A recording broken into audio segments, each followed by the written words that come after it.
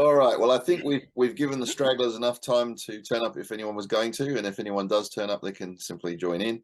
But we'll get underway. So, guys, we are back here again today to continue our review of the Motivation Manifesto by Brendon Burchard, which he's written as 9 Declarations to Claim Your Personal Power. And look, he's the #1 New York Times best-selling author. So you must have heard of him, Wendy, before this, because you're in New York as well, and everyone knows everyone in New York, don't they?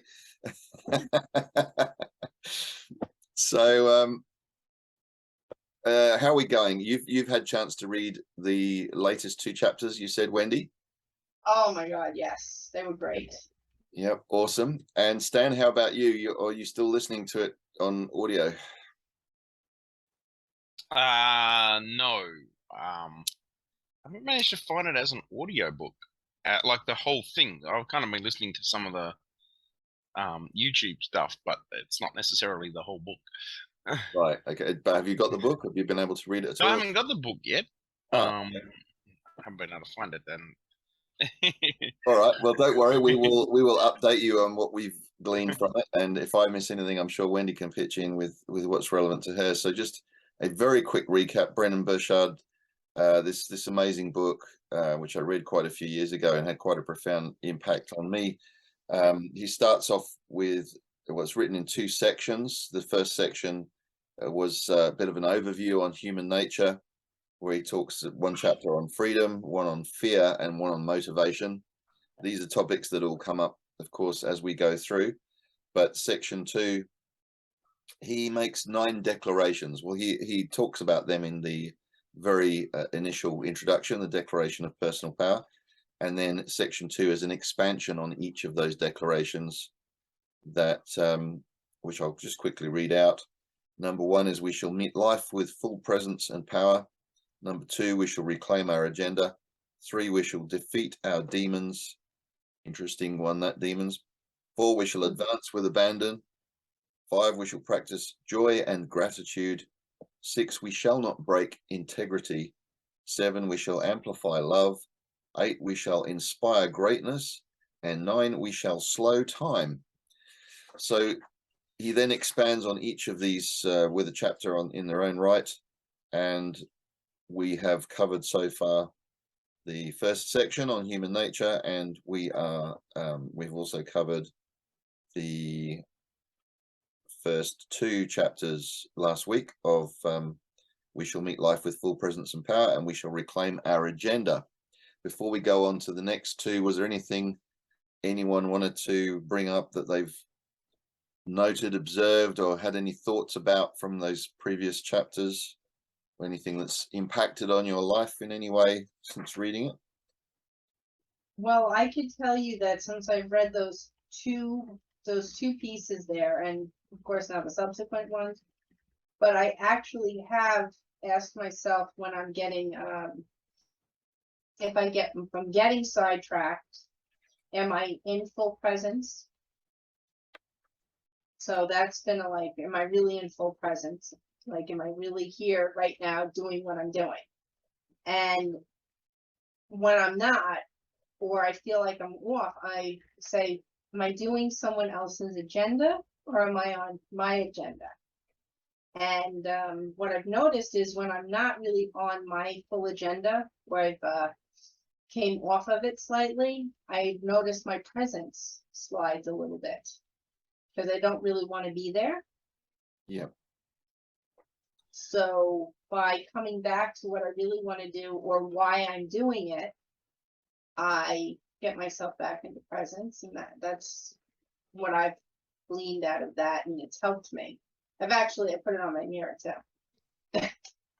I'm doing a little mirror work with it, some of these things that he brings up. That's great. I mean, that's a key point, that you've become the observer of yourself. Mm-hmm. And so the more we do that, the more we can pick up on where we're not being the best version of ourselves. And there's a question he asks that might even be in this chapter I think we're coming to. I remember reading it again. To ask yourself, how am I dealing with this situation? Am I dealing with it as if I were the highest version of myself? And the more you can sort of disassociate from yourself and look down on yourself as if you were the observer of the situation, could see yourself in that room, how you're behaving in that situation, you can actually stop and consider a little more rather than reacting to things. You can respond instead of reacting. So you've got it's more of a measured self-analysis, I suppose, a self-awareness. Yeah. Yeah, very good. Thank you for that. Stan, have you noticed anything that's come up since last week? Not really. Probably. Yeah, I didn't notice too much at all. Okay, I found what Stan and I tend to both do. I listen to the book as well on audio, and the danger of that, of course, is that you then can't remember which chapter it was that you were listening to while you were driving along doing something. You sort of remember bits that resonate with you, and then you think, hang on, is this am I bringing this up now at the right moment in the story? But I certainly had that feeling you described just before we started recording, was before we started the meeting. You mentioned to me, Wendy, that you felt like the book was speaking to you, that it suddenly had resonated very much with you. And I certainly had that experience, I think last week particularly, and during the week as I was re-listening to the audio. I'm not quite sure exactly where it fell, but it was really more in relation to am I really living my life to my full capacity? Am I letting excuses or fears get in the way of what I'd really like to be doing? And so this is something that does come up definitely in this chapter that we're about to cover, of our demons, as he describes it. So yeah, I certainly it seemed like, you get that sort of situation where you're reading a couple of different books at the same time, and you suddenly find you're hearing the same message from all directions. And that's hang on a minute, the universe is trying to tell me something here. I'm getting this coming up again from somebody else. Or you meet someone. I met somebody during the week I was having a conversation with, and interestingly, she described herself to me, as I've just met her, as a creative. And I thought, well, that's an interesting way to describe yourself to someone you've just met. And what does that mean exactly? And we got into sort of discussion about that, and realizing that, well, creativity is very high on my list of values, and feeling like I am allowing my creativity to come out. And I thought, am I stifling that to a certain extent? Because I have a cleaning business, and since COVID came in, as well as my coaching practice, the cleaning business gave me an all year round cash flow, which was quite handy. So when I first set it up, obviously I worked in it initially, and then I set it up and I had a manager and I had a team of staff. And then when COVID came in, suddenly I was having to do some of the cleaning myself, and end up being pretty much full-time cleaner, because it was so hard to find staff, because there's no students. International students were not coming into the country because of the COVID lockdown. And suddenly everywhere in Australia has been struggling to get casual staff for these kind of service industries, restaurants, cafes, hospitality, cleaning, anything that's sort of manual, or sort of the basic jobs that you'd normally have covered by students and backpackers, because there was none of these people coming into the country. So we've had a record low unemployment level throughout Australia, and particularly in Western Australia. And you hear so many small business owners complaining, we just cannot get staff at the moment. So basically I got sucked back into working so many hours cleaning, which I didn't want to be doing, that it's been limiting the time I've had to do the creative work that I normally am doing, with working with coaching clients and devising online courses and inspirational type material. And I suddenly realized that, I've let this kind of happen. That wasn't entirely my fault. This is an external global event that's happened that I couldn't obviously control and stop COVID from happening. But, then you sort of think, well, hang on, I have got other choices. I don't necessarily have to keep this cleaning business. And now, fortunately, I'm starting to get some staff again and training people and delegating again. And so I'm sort of gradually reclaiming my time to be able to work on this kind of stuff, which is more my thing, I think. So yeah, I certainly had that impact, that realization that the book seemed to be speaking to me to pull your finger out, come on, get this done, get back to what you should be doing, and time's marching on. So yeah, that was my experience. Yeah, well, I had the same experience with my business, and right now, all of a sudden, we are certainly becoming busy enough that we may be able to put people on again instead of us doing all the work like yourself. And people are starting to do commerce again, and life is starting to pick up. So we're having the same experience. And I really look back at it, and there were times I couldn't spend as much time studying as I may have wanted to, because I had to really focus on the physical universe and eating. And since that was important. And but then I look back on it and I said, you know what? I was creative because I was able to maintain my business in a creative fashion. So I kind of insulated it from failure by just being there to just move it through from one place to another point in time. And it's still there. And like, the respect that I have from my customers and people that know us, that we held it together. And that's a big deal for people who hung on and kept their businesses alive. Very So much. I look, Yeah, well done. yeah, so we are both creatives. We just did it in a different way. That's very true. So it really is all about perspective, isn't it? It's how you look at it. And Yes. I had that sort of feeling though that my business was running me rather than me running my business, that I was being sucked into doing something that I didn't particularly want to do, but I still made the best of it, and I was still present every day and still thinking, well, I'm very lucky because a lot of people have lost their businesses through this time. A lot of people have not had the fortune that I've had. Even when the lockdown was occurring, cleaning was regarded as an essential service, so we were able to keep working, and therefore our income wasn't affected. Whereas a lot of small businesses, particularly pubs, restaurants, cafes, they had to close, or when they were allowed to open, they were only allowed so many customers per square meter, and they were running effectively sometimes at a loss just to try to keep the business alive. And you can't do that for long. So a lot of people were having to put their own money or borrow money just to keep the business afloat. There were some government handouts, but it wasn't necessarily enough to cover everyone's personal situation. So yeah, so well done to both of us for keeping things going. Yes. So we certainly we met life with full presence and power by keeping it going. So we satisfied that first declaration anyway. And the second declaration was, we shall reclaim our agenda. So I guess we've both been doing that too, as we're gradually turning things around, and in a post, so I wouldn't say a post-COVID world, because we're still dealing with COVID, certainly over here, but it's not the impact that it was when it first struck the world. It's assimilated. Yeah, it's no longer a shocker. It's assimilated. We put it back. It's in our culture, and we deal with it, and it's just part of what our life is, and now we work with it. That's what creative beings do.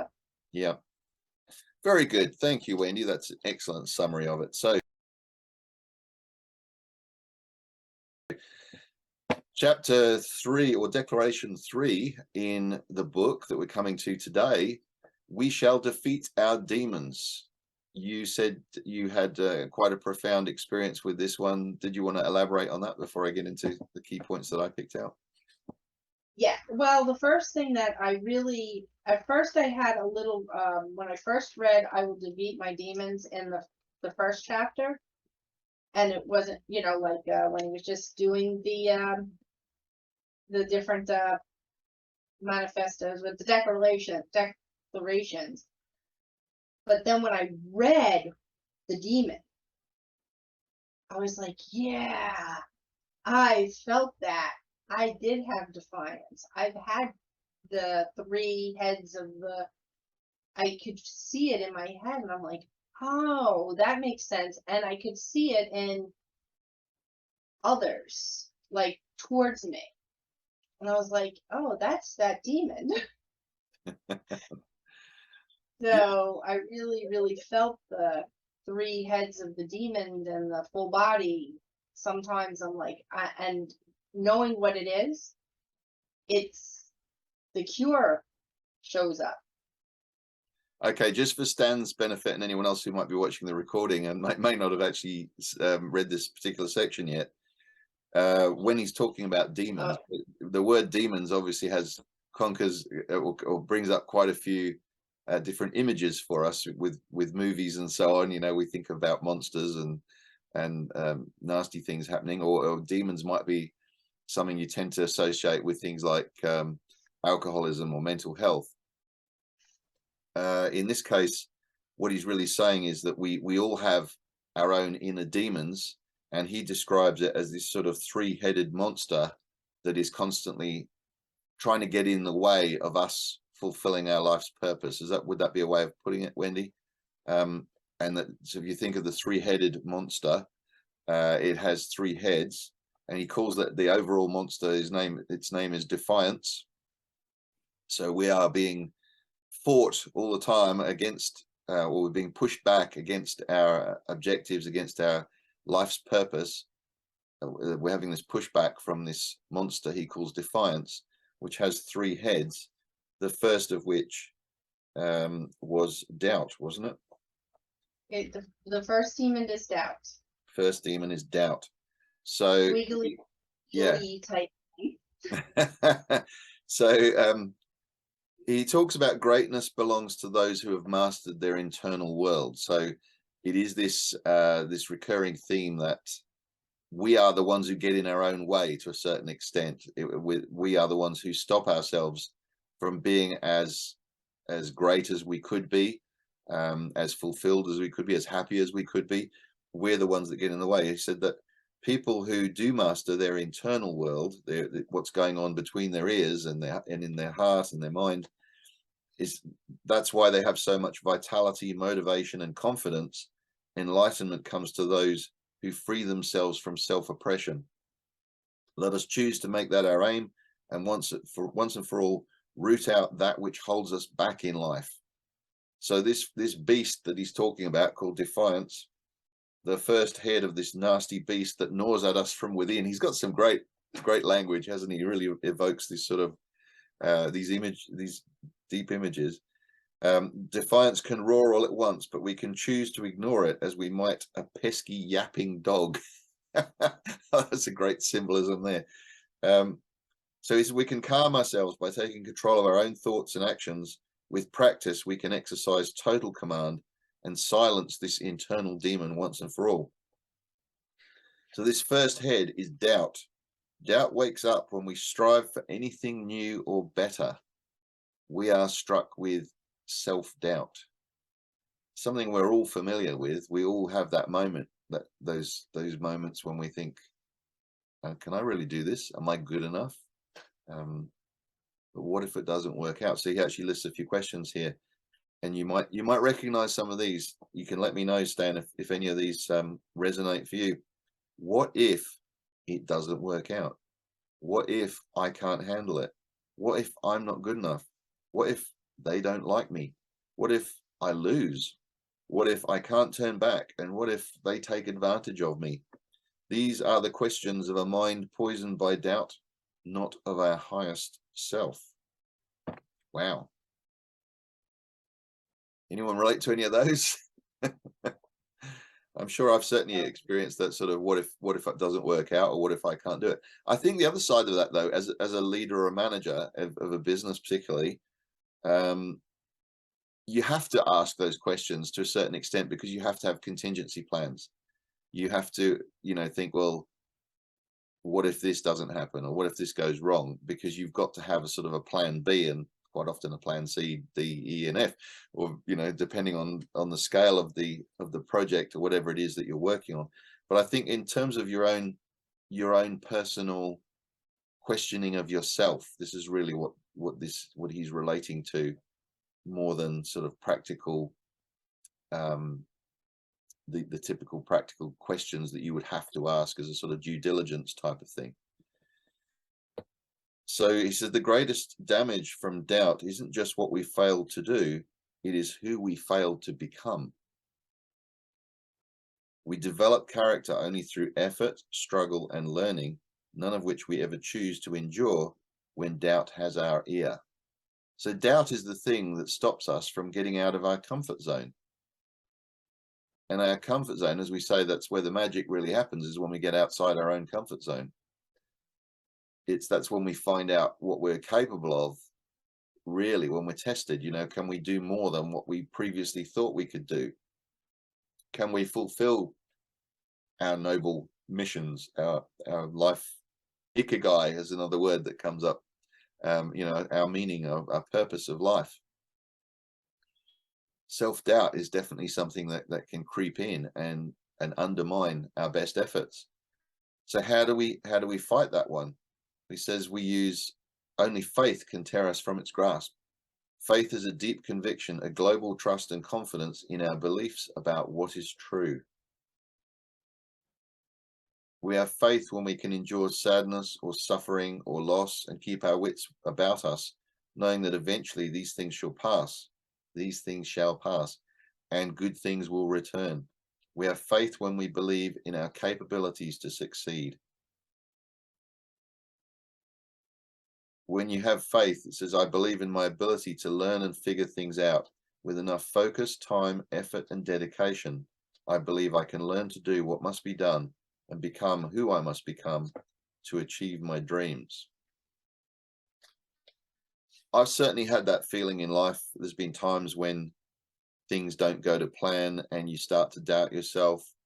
But the biggest thing that works for me is to remember that you have conquered other things before, and you have the power. If you've already conquered worse things than whatever it is that you're facing, think, well, I dealt with that, so I can deal with this. And that's how you overcome doubt, by building that faith in yourself. So the more you take on things where you do push yourself outside your comfort zone, the more you build that trust in yourself that whatever happens, I can deal with it. I'm going to have setbacks. We know we're all going to have setbacks and disappointments in life, things that don't go to plan. But if we're mentally prepared, that we know within ourselves, I have faith in myself, whatever happens, I can deal with it. That is our favored weapon, he says, and we can become invincible against the darkness. We become the warriors of light. I love that. Warriors of light, who have an unshakable sense of self and serenity, who rarely question themselves or fate, who draw luck and abundance in all they do because they believe the universe favors those with a committed heart, and all things are unfolding exactly as it should. So there's another aspect we've touched on before, is this reframing of what we might think is a bad situation right now, but later on that might turn out to actually have been a good thing, because had this not happened, the next thing might not have happened, which is a good thing. So we can look back with the benefit of hindsight very often and see that things that appeared calamitous at the time, in the big scheme of things, actually might have been a turning point, or might have taught us a lesson that we needed to learn, so we could grow and move on to the next thing, the bigger thing. Any thoughts on that? I actually, when I read this, I thought about that kind of having faith. And sometimes when things seem like they're going rough, it's just the path itself is maybe a little bit more cumbersome. But when you get through that path, you get out on the other side, you found that was the only way there. Yeah. And I have eons of things that happened in my life that definitely, through faith and taking credit for what I did to make it go right makes a difference. And people are out of practice in that because they don't see their own achievements. They just think they were lucky. They don't have the awareness to know that they actually did something that made that happen. They think they're just, you know, on a current, and they don't realize that their energy is what caused it. And if you're not self-aware, there's just not going to be that person to tell you, no, it was actually you. You know. Well, that's a great comment there, Wendy, because you do realize that when you take that responsibility for, I got myself into this situation, it also gives you the power to think, well, if I got myself into it, I can get myself out of it because I put myself there. So I can, I'm, you know, I'm the one responsible. I'm therefore responsible and capable of moving myself out of that situation. But then, external, it's harder to do that, isn't it? If it's somebody else has caused it or something else has caused it that's bigger than you. Yeah. Well, because they're just going to say, oh my God, you're so lucky. And that takes all accountability and all creation out of it. And it just leaves you at the hands of the fates. Yeah. And that's nowhere to be. And doubt just loves that. Because if you just get out of a pickle, but you don't know you did it, doubt is still strong on the head of defiance. That's a really good point, and it's something as a coach that I quite often with my clients, if they're struggling with a confidence issue, one of the first things I have them do is to review their CV or tell me about their previous life experiences and the challenges or problems that they had to deal with, because then they start to realize that they were the one who got themselves through that. And Exactly. they don't, like you said, they've disregarded their own achievements or dismissed the fact that they were the one who got out of that pickle. And, you know, especially if other people have told them, oh, you were so lucky there. No, hang on a minute. You made your own luck. You made it happen. You did the things that you had to do to get through that. So it's sort of reminding them of their own achievements prior to this current situation that help to put that faith back in, and that faith then is their weapon against this doubt. Exactly. And you can only self-empower them and give them the baton. You know, that's all you can do. And then they have to go with the flame, you know, because you can't do things for people. They have to be able to self-actuate to become strong. But sometimes you have to put the questions that they're not asking themselves to them. So that enables them to step around the mental block that they've got and see it from a different angle.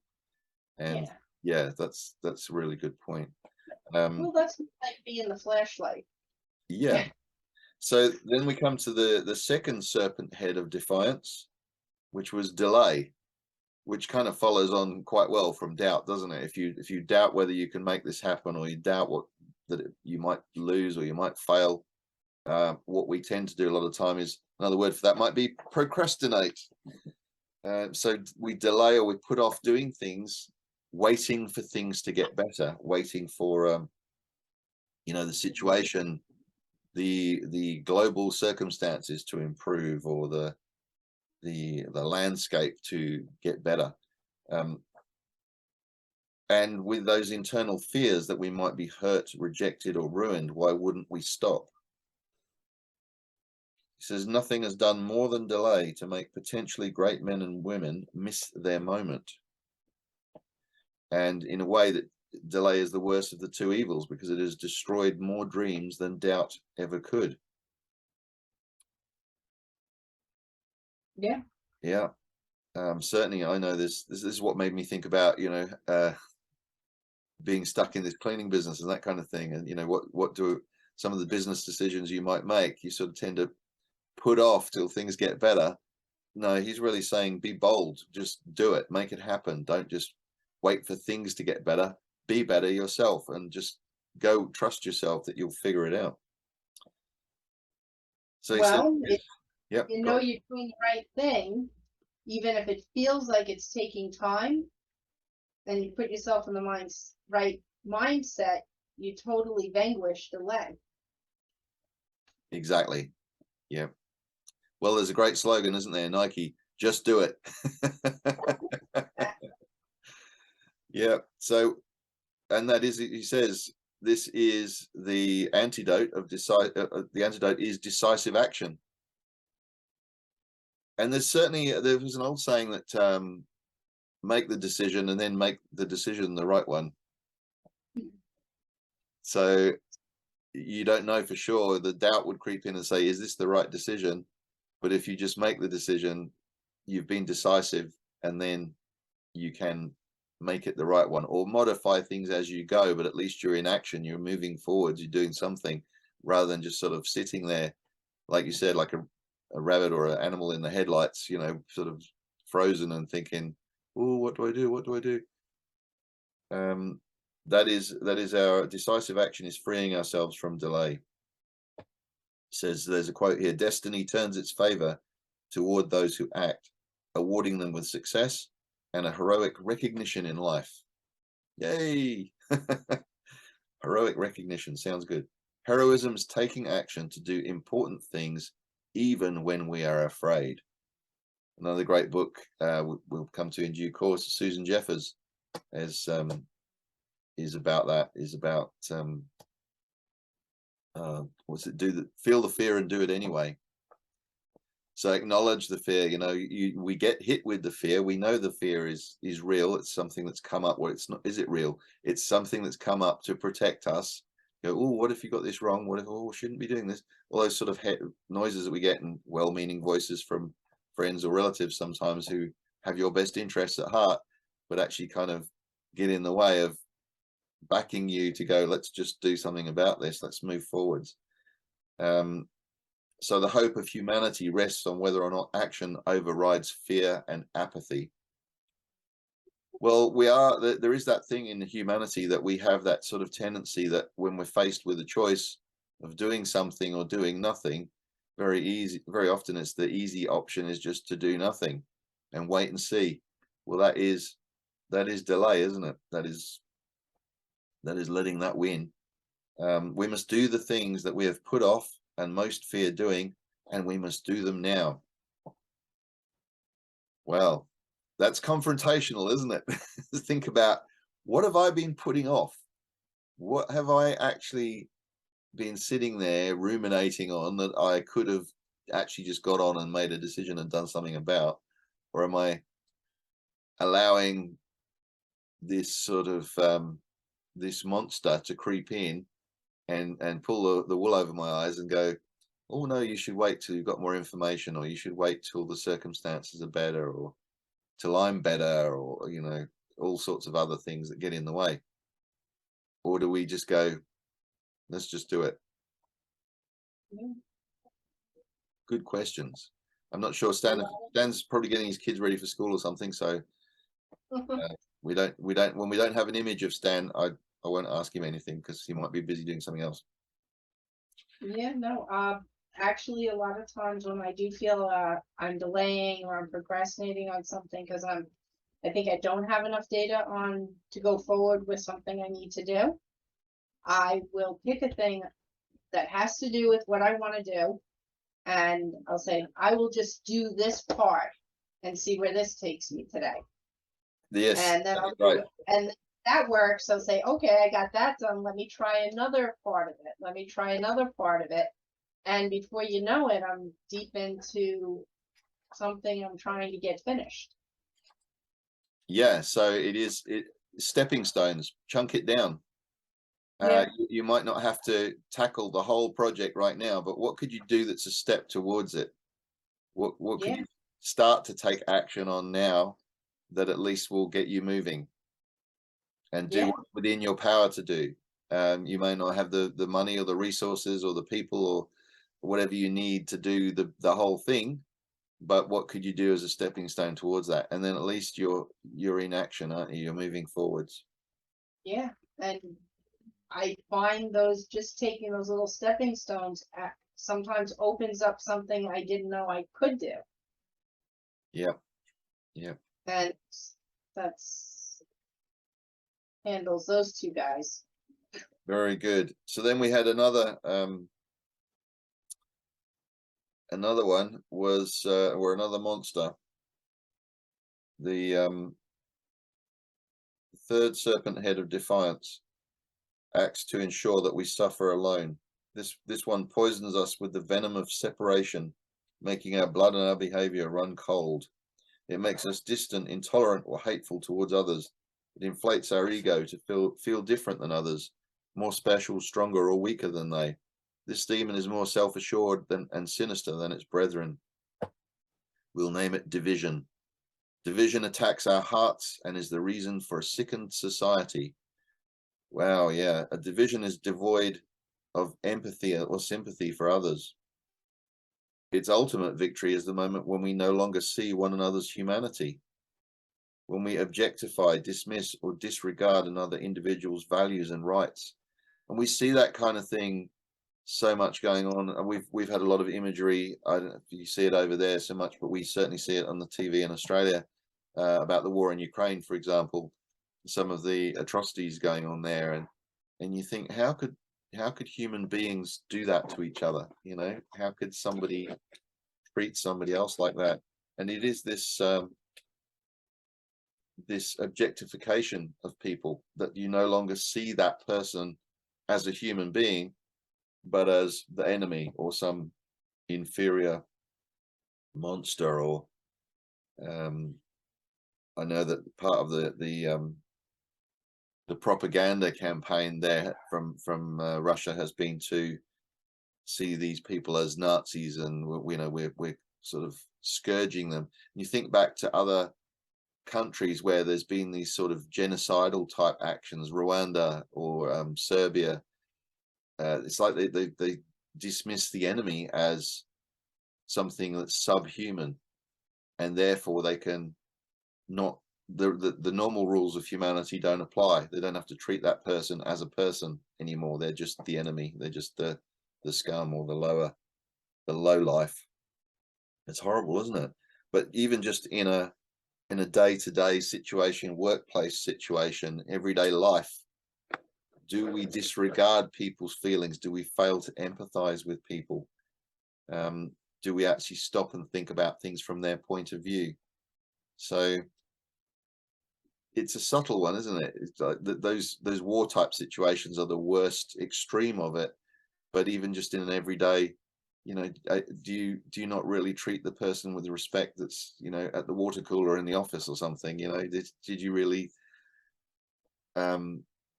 really connect? Were you really present? Sometimes I'll be in a rush to pay for my fuel, for instance, to go to the service station, and I make a point of having to think and stop and go, I'm engaging with this person here. Make eye contact, actually smile, talk to them, ask them how their day is, that kind of thing, because that's humanity. That's people connecting with people. And I suppose I've always found it fairly easy to do because I've had that hospitality tourism background. So, a bit like my mother, I'll talk to anybody in any situation. But there are days when you think, oh, I was preoccupied there. I was in a rush, and I didn't even make eye contact with that person. I sort of grabbed the change and ran, or what, I didn't stop to make that connection with that person.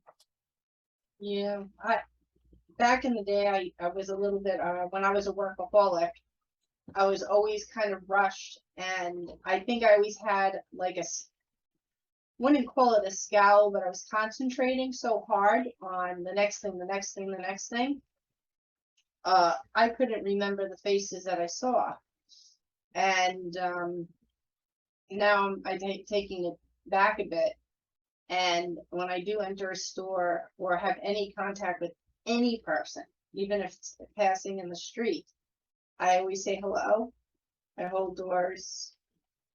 I say, and if I'm just holding a door and they're going through, I say, have a great day. Yeah, little things like that, they make a difference to people's lives, and it's easy to do. Like Jim Rohn says, the things that are easy to do are also easy not to do. Yes, and unfortunately for my kids, because it's maybe a little embarrassing, I will just strike up a conversation. Yep, you sound like my mother and me now. My one daughter, is always says, "Mom, don't talk," but she's young still, you know. My And father I used to joke that he'd leave my mother alone on a seat in the shopping centre while he went into a shop to get something. He'd come back and she'd have made new friends. She'd have surrounded herself with people, random conversations, found something to connect with them about. You know, she was yeah, always and interested in people. But she lived to be 100, and I think that was one of the keys of why she lived so long, is she was interested genuinely in other people. yeah, and I also look at the other side of division, because it's not only lack of love or from a angry perspective, but from a weak perspective, when you're divided, that you have fear. You're afraid of what people will say, and you don't reach out to people for help or in a mastermind situation or to that degree. So that's the other side of the division, is the side where a suppressed individual is afraid because they feel unloved. Yes, And great. This is a great point that you've made there. Because love begins with self-love. yes, There's old saying: if you can't love yourself, you can't love anybody else. So division actually begins within your own mind, within your own heart. Do you love yourself so that you can come up with trust that others. love to pass it on, to be able to not be divided with other people? Exactly. So Divided that's from like, other people. and it's actually somewhat more dangerous Oh yeah, because some people who are on that weaker side are more nefarious. They yeah, do things that might not be to the benefit of others because they're trying to protect themselves. But they're not doing it from a strength perspective. They're doing it from a much more you wouldn't expect it from them position. yep, So that's another form of division, and I would say that Defiance loves that one too. yes. Well, he says at the end here that our overall weapon against defiance, we'll call it the sword of courage. So we now know defiance and its three serpent heads. Doubt questions our worth and our course of action. Delay breeds indolence. Division closes the mind and heart. But we now know that we're able to beat defiance back with faith, action, and love. And he says that all great people of history, all the heroes and leaders and innovators who lit humanity's way out of darkness and ignorance, forged within themselves the courage to overcome their internal conflicts when it mattered most. So all of them were like us. They were all human. They all had self-doubt. They all had these things, these demons that attacked them, and they had to manage that. And that's what they did. They managed to put them in a box, overcome them, and move forward to fulfill their mission or their greater purpose.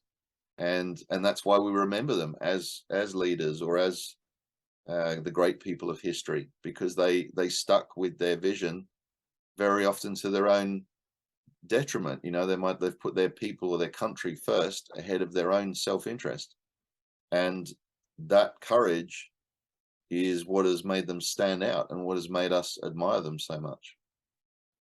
It's a great chapter, wasn't it? It was really, really incredible.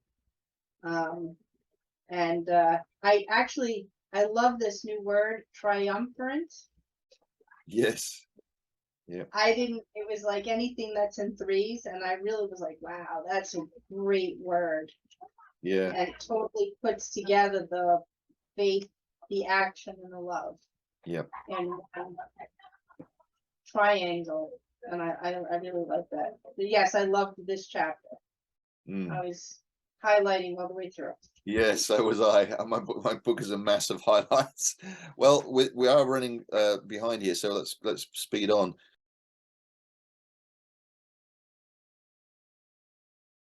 The next chapter is "We shall advance with abandon."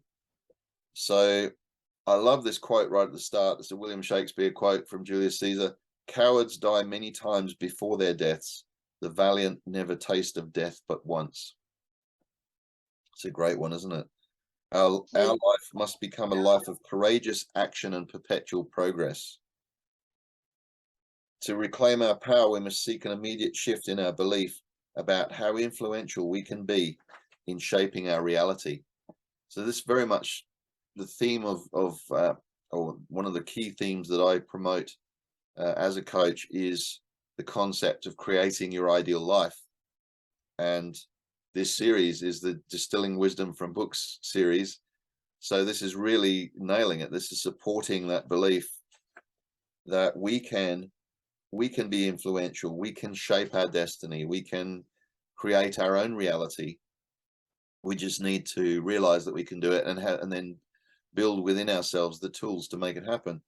So he says everything we need to begin the great quest towards a free and fulfilling life is already within us. Exactly my kind of speech there. This is what I tell people. You can do it. You've got it within you to do it. I love this though, but a certain degree of insanity and recklessness is necessary to advance or innovate anything, to make any new or remarkable or meaningful contributions. I always say you got to be a little bit crazy. You got to be a little bit out there, because as I said, the status quo, or the sort of default position, is to not do anything or not challenge the system or not push against to conform. I remember reading somewhere the opposite of courage is not cowardice, it's conformity. Yes. Can't remember who said that now, but that was another great quote. I mean, we know that we have to be bold. We have to challenge the status quo. That's what I love Apple with their marketing and their slogans. You know, Simon Sinek talks a lot about them. That is their whole sort of basis, isn't it? They're looking to challenge the status quo. That's how we move forward. That's how we invent things. That's how we realize the earth wasn't flat, or that we can put a man on the moon, or, you know, we can now explore Mars or further beyond. It takes people, the Elon Musks of this world, to go on, the Richard Bransons, and we can do this. We can make this happen. Let's do it. How are we going to do it? So the bold know that to win, one must first begin. That thing about not succumbing to delay again, or self-doubt. They also deeply understand that a degree of risk is inevitable and necessary should there be any real reward. Yes, any plunge into the unknown is reckless, but that's where the treasure lies. Once again, that concept of stepping outside your comfort zone, knowing that I'm going to have to take a risk here, and it might not work. Seth Godin, a great marketing guru, I've read a lot of his books. He talks a lot about that. We have to be willing to live with the tension, he says, the tension of this might not work, and be okay with that. Every day, you and I, we put our businesses there every day. Yep. And that doesn't guarantee tomorrow for us. It just means we did it that day. Yeah. And we do it well enough, there's a good chance the next day it's there. But we're used to it. But there are people that do not own their own businesses and don't understand that, will think we're crazy. Yes. Why would you do that? Yep. Get out. When you could have the security blanket of a nice, safe job.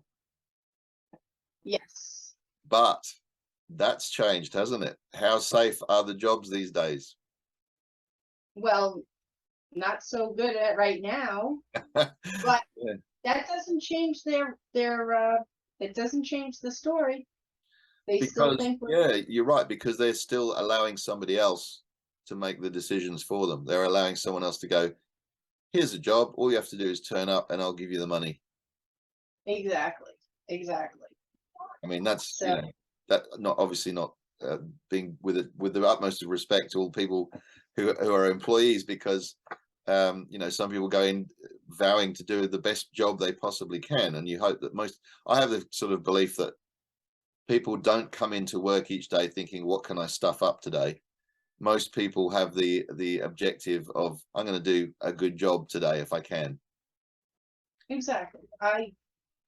There are people that worked for me that were so amazing that I knew that they were there, and people that maybe not so much, but everybody's on their own journey. Yes. So you just try to accumulate the best intention to people you can.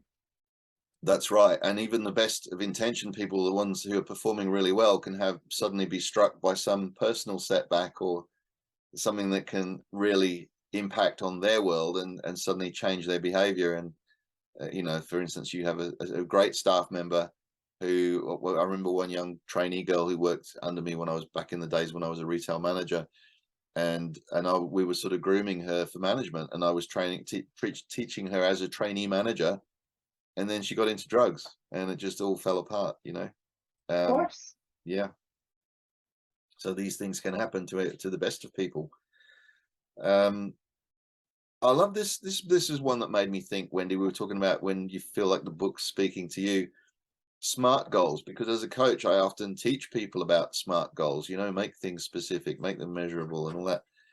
But SMART goals almost always end up being small goals, utterly predictable and absurdly measured small plans for small people who need certainty and safety to such a degree they cannot wade into the wide territory of the unknown where real vision and progress lives.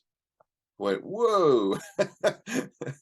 That's confrontational. You know, you teach in business to have SMART goals because you've got to be specific. You've got to know what it is you're sort of going for. And have time frames around them and things like that. So there's a certain pragmatism that comes with running a business as well that makes SMART goals make sense. But he's challenging that, going, well, hang on a minute, you know, you got to think bigger than that. I always felt that That one strike you? Yeah, SMART goals is, to me, when you're just putting your toe in the pool, right, before you jump in. So I think there's a place for SMART goals, and there's a place to expand upon the SMART goals. But if you only stay with SMART goals and you do easy attainable things, you're not really getting very far. Well, maybe it's a case of, you know, we talked before about chunking things down. If you've got the big picture, the vision, the mission, you know, that you know what you're trying to, what was that the earlier book we read or earlier chapter maybe where it referenced a tradie that you ask one tradie and he says, I'm building a wall. And the next tradie asks him, says, I'm building a cathedral, or, you know, I'm building a hospital or something like that. So it's, can you see the big vision of what you're doing? But you need the SMART goal, which is, well, today we're going to build the wall, you know. So it is the stepping stone type goal, isn't it? Yeah, so you can have the SMART goals as long as you have the vision of the cathedral. Yeah, for sure. We've just I think that's really what he's saying. He's like, just don't forget what you're doing. Yes. So it's contextual, putting it into a greater context. Yes. Our destiny hinges on a mindset for bold action. We gain power from again and again allowing ourselves to choose the kind of recklessness that allows us to be vulnerable, genuine, and brave in pursuit of our dreams.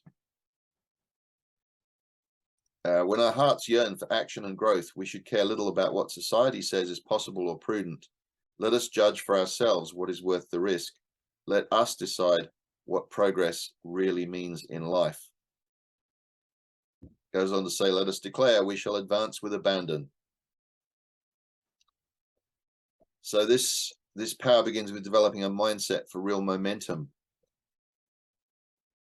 And I love this. I highlighted this bit in bold. Free and courageous people do not avoid their current circumstances, but see them as temporary. We have to do that every day in business. As you said, we have to go, well, this is today's situation, or this is today's setback, or today's disappointment, or today's challenge that we have to overcome, but it's temporary. This too shall pass, as they say.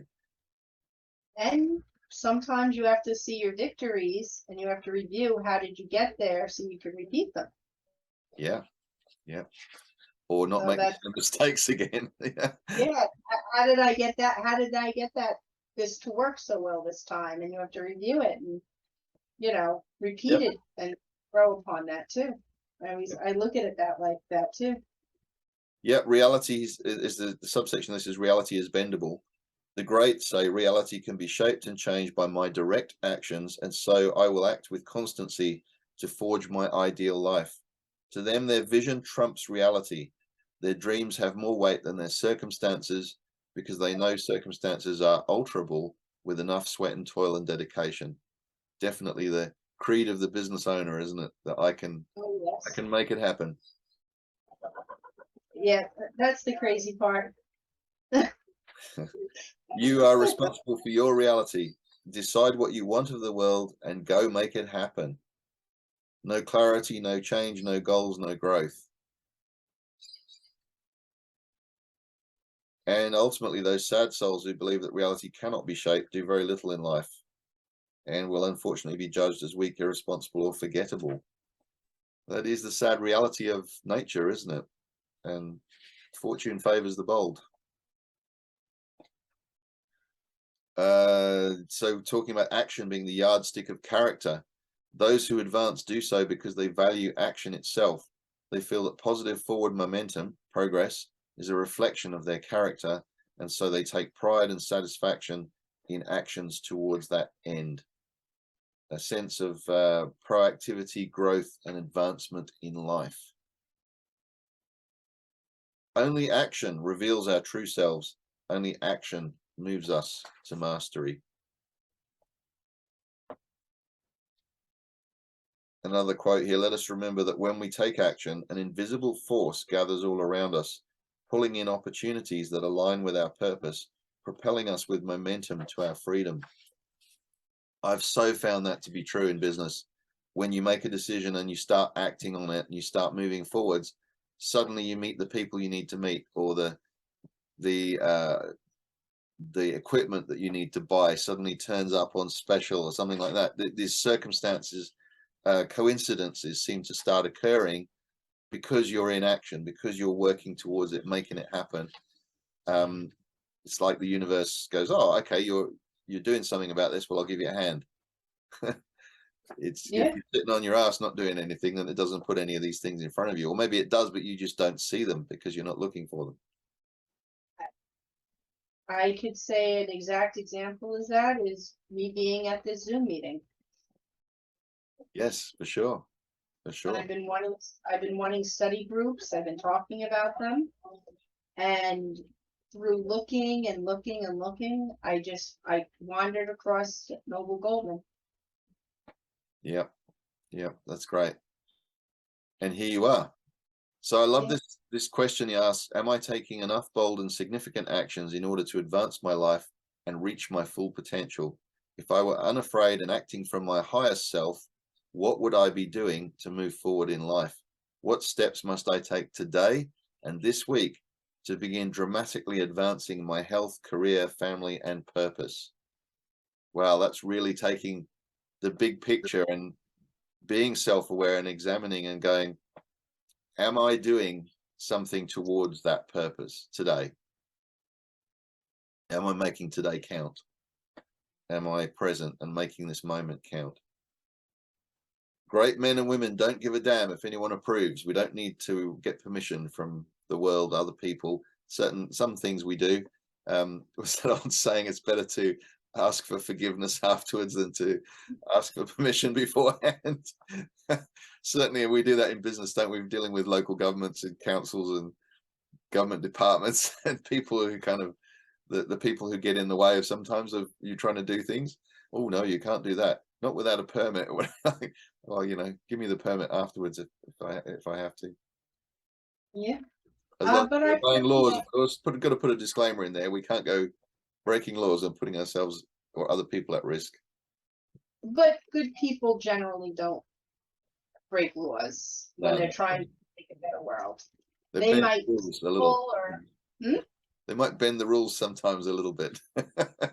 Yes, but I've always felt that you can okay, you can't go steal the money that you want to make. That would be not an actionable thing. That would not be towards the abundance. That's a backward step.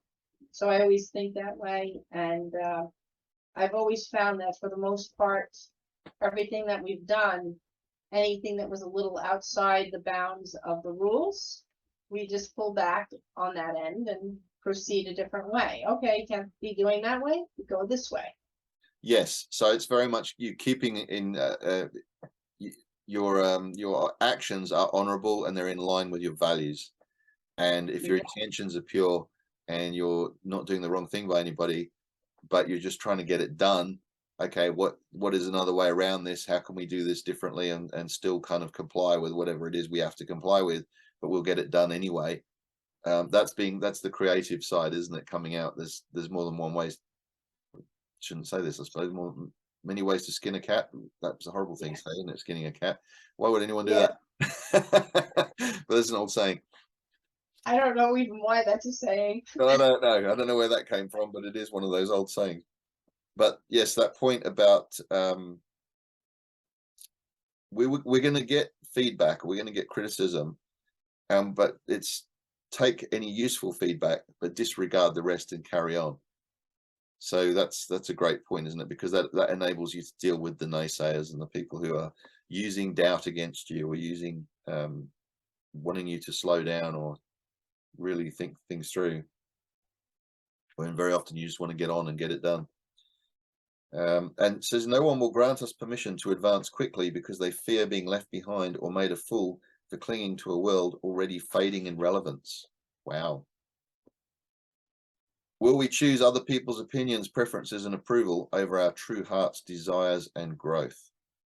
Well, again, he goes on to talk about abundance and scarcity. So that mentality that, and this is a generalization, but your business owner type mindset, if you want to make a huge generalization there, tends to be more in line with believing in abundance, because you're believing you can go out there and make it happen. You can compete. There are other businesses doing what you're already doing, but there's still room for you in the market as well. So you have to have that mentality to be able to go out there and actually do it, don't you, to start. But you can still be a business owner who lives in fear. So it's still possible, but you've got less fear than the person who won't even start. Definitely. So those who advance in life do so because they view progress and all its resultant successes, achievements, influence, and powers as a positive and necessary thing, as opposed to the people who live in scarcity and insecurity.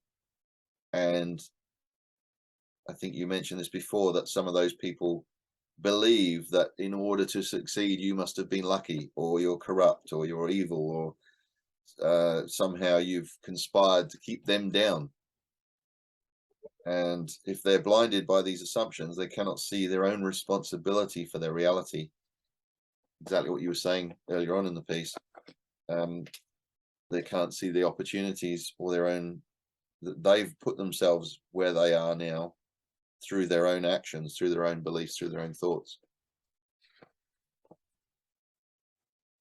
Our beliefs about success and wealth determine what we will pursue in life, and so we must be conscious.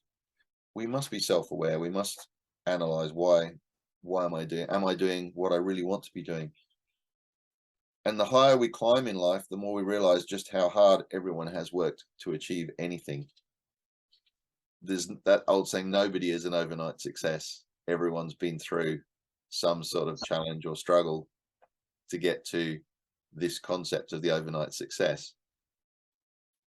There's no such thing, is there really? What have the great done with the power they earned through striving for freedom and high achievement? I love this. More good than ill. They took care of their families for generations. They built ships and schools. They laid roads and rails. They hired people, enabling them to feed and educate their children and pay their mortgages. They raised their own children and enriched their communities. They gave to others and funded the causes that a wide swathe of the world benefits from every day. Well, it is that, isn't it? The ones who are the leaders who make things happen, the capitalists, the business owners of the world, are the ones who create employment and generate activity and make things possible for the other people who want to just follow along and turn up. They gave us something to believe in, to strive for, to model. Some did this by the sheer force of their desire and faith. Others started with a measure of wealth. All who sustained it embraced the values of work, progress, service, and freedom. So we can choose to use our success to change the world. You know, there's that old saying that money is the root of all evil, but it's not true. It's actually a misquote. It was the love of money is the root of all evil. If you're just out for money for the sake of getting money, that's different to what can I do with this money and how can I help benefit the community? How can I build a school or a hospital, or even just the fact that I'm creating employment for people. I'm putting food on other people's tables, you know, and feeding other families by my actions, by my generating something, making something happen. So we must remember that the power to direct our destiny comes only from a mindset that makes us willing to struggle through learning, effort, and growth.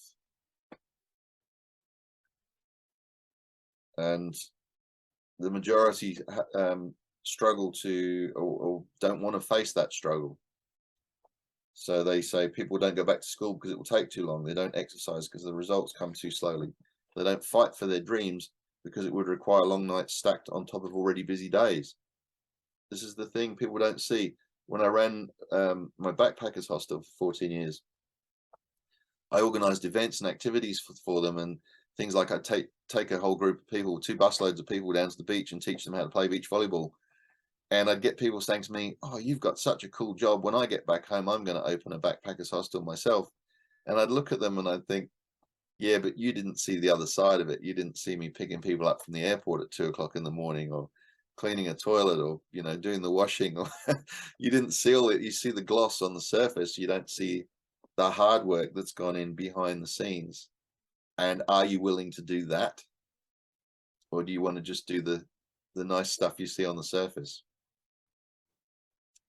So, conclusion for this chapter is we can remember that all we need is within, that fortune favors the brave, and that action alone will illuminate the next step. Let us forever strive towards something we choose as meaningful, with a conviction so pure and powerful that we advance with grand leaps. We have work to do, influence to gain, service to render, power to share, freedom to achieve for our loved ones. So here's the declaration: let us advance and begin great things now. We shall advance with abandon. Great chapter. I love that one. I had, you know what, I had reservations about it at first, and then as I rolled into the chapter, I was like, yeah, this is definitely talking to the business owner in me, the person that does some crazy things. Like we rebuilt our own house after the flood when everyone else got contractors. We had, you know, that big flood that they had on in New York, 2013 or whenever that was. Yep. We didn't follow what everybody else did. We did it our own way, and we ended up with something better and different. Good for you. Yeah, and because my husband is a carpenter and he had new construction, and we had people come in, and he says they're out of their mind. Well, it helps that he was a carpenter and had the tools and the experience. Then does. Yeah, but that's he self-belief. He felt bad for the other people they were going to see, because they were telling them to do something, and because they are the specialists or the professionals, you take people's word for it. And you need, and I could say that for anything. Yes. When somebody tells you something and sounds like an authority, Google. Cynicism is healthy, is it, Wendy? Well, you know what? It's not exactly cynicism, because sometimes you could go, somebody tells you something you don't believe, but then you do the reading and the research. Yeah. And then you can have confidence that they told you something true. Yes. And that's also good. Yeah. So Very I always good. look for sides.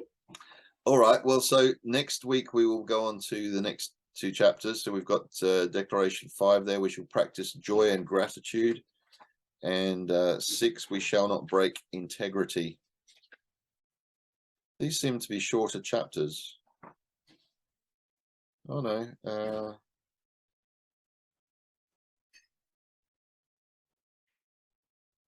2 chapters. Yeah, I think we should be able to. We might squeeze in chapter 7 as well. We'll see. No, let's just keep to the 2 chapters, and I think we'll be fine. Okay. Well, see how you go. If you get through the next chapter after that, we'll see how we run for time. Okay, I'll go out to read the 3 chapters. Good on you. All right. And then if we don't get to it, well, you've already read it in your head for the week after. All right. So thank you so much for your input today. Great talking with you. And I loved these 2 chapters, and I certainly felt like they were speaking to me. Stan, did you have any? You've reappeared. Did you have any thoughts you wanted to add on that? No, it was all good. Okay. Fair enough. All right. We must have covered it all then, Wendy. Well done. All right. Thanks, guys. Bye. Bye.